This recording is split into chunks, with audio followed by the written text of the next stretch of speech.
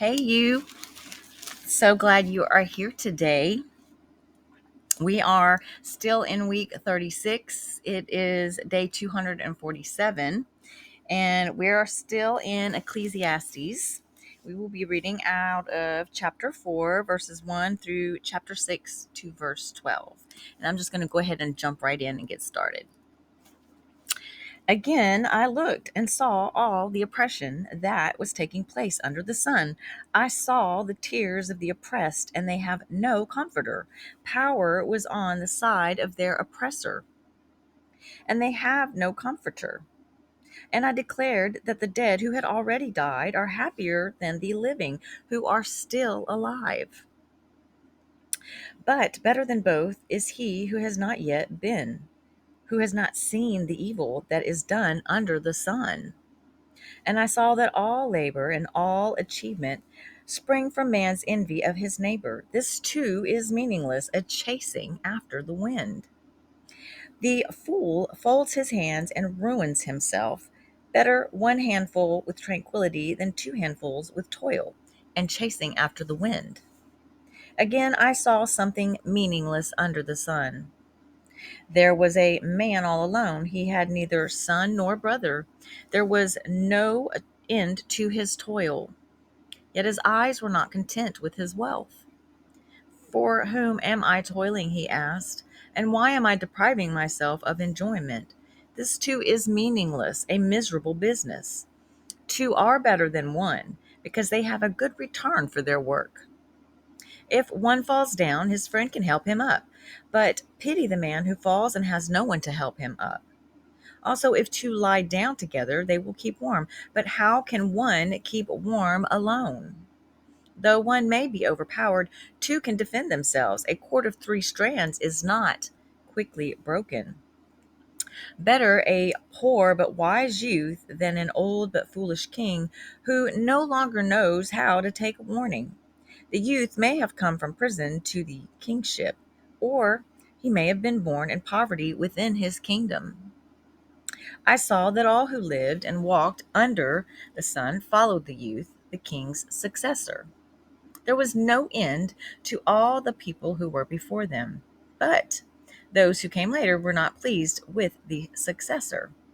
This too is meaningless, a chasing after the wind. Guard your steps when you go to the house of God. Go near to listen rather than to offer the sacrifice of fools who do not know what they do wrong. Do not be quick with your mouth. Do not be hasty in your heart to utter anything before God. God is in heaven, and you are on earth. So let your words be few. As a dream comes when there are many cares, so the speech of a fool when there are many words. When you make a vow to God, do not delay in fulfilling it. He has no pleasure in fools. Fulfill your vow. It is better to vow than to make a vow and not fulfill it. Do not let your mouth lead you into sin, and do not protest to the temple messenger. My vow was a mistake. Why should God be angry at what you say and destroy the work of your hands? Much dreaming and many words are meaningless. Therefore, we stand in awe of God. If you see the poor oppressed in a district, and justice and rights denied, do not be surprised at such things, for one official is eyed by a higher one, and over them both are others higher still.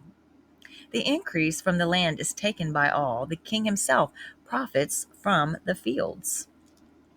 Whoever loves money never has money enough. Whoever loves wealth is never satisfied with his income. This too is meaningless. As goods increase, so do those who consume them. And what benefit are they to the owner, except to feast his eyes on them? The sleep of a laborer is sweet, whether he eats little or much, but the abundance of a rich man permits him no sleep. I have seen a grievous evil under the sun, wealth hoarded to the harm of its owner, a wealth lost through some misfortune, so that when he has a son, there is nothing left for him. Naked a man comes from his mother's womb, and as he comes, so he departs. He takes nothing from his labor that he can carry in his hand.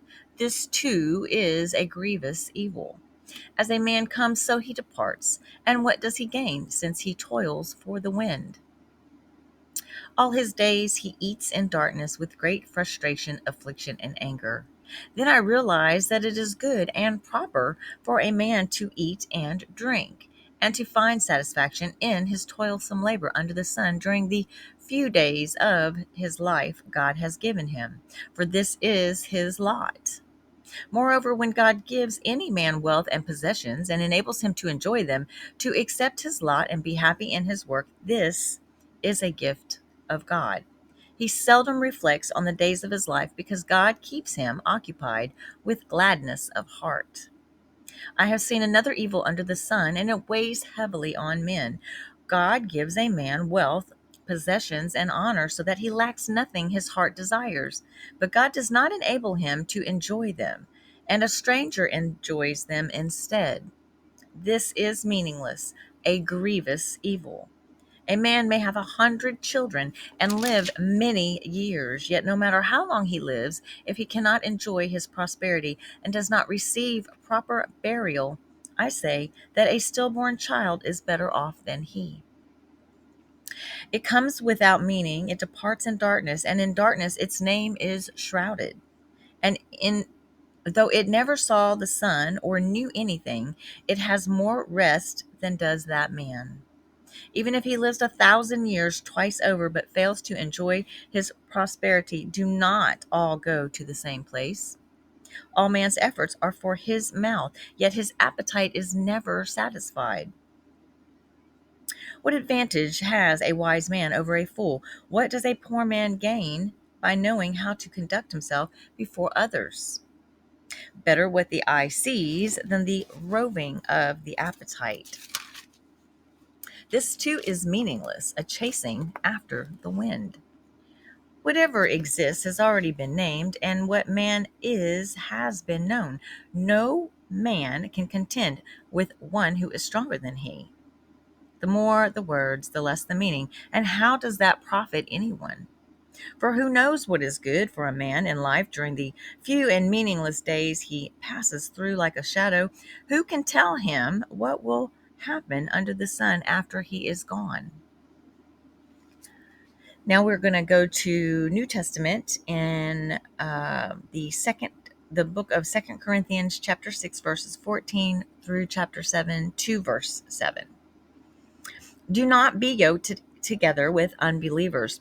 For what do righteousness and wickedness have in common? Or what fellowship can light have with darkness? What harmony is there between Christ and Belial? What does a believer have in common with an unbeliever? What agreement is there between the temple of God and idols? For we are the temple of the living God. As God has said, I will live with them and walk among them, and I will be their God, and they will be my people. Therefore come out from them and be separate, says the Lord.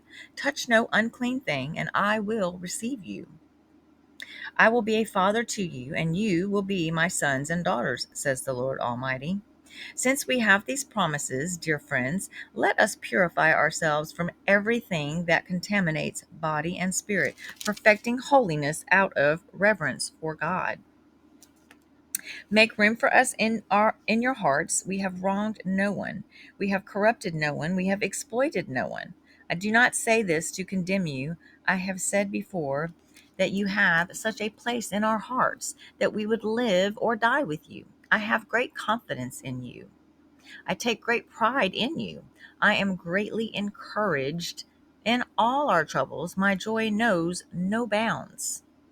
For when we came into Macedonia, this body of ours had no rest, but we were harassed at every turn, conflicts on the outside, fears within. But God, who comforts the downcast, comforted us by the coming of Titus, and not only by his coming, but also by the comfort you had given him.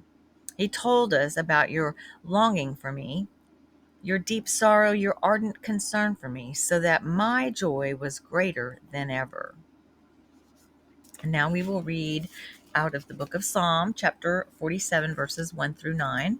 Clap your hands, all you nations. Shout to God with cries of joy. How awesome is the Lord Most High, the great King over all the earth.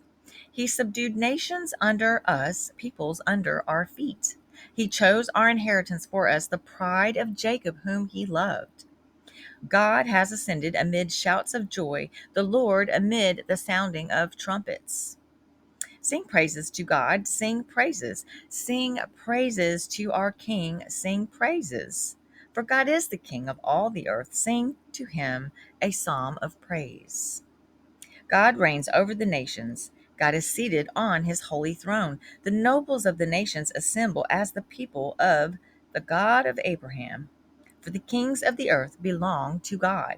He is greatly exalted. And last but not least, we have Proverbs chapter 22, verse 16. He who oppresses the poor to increase his wealth, and he who gives gifts to the rich, both come to poverty.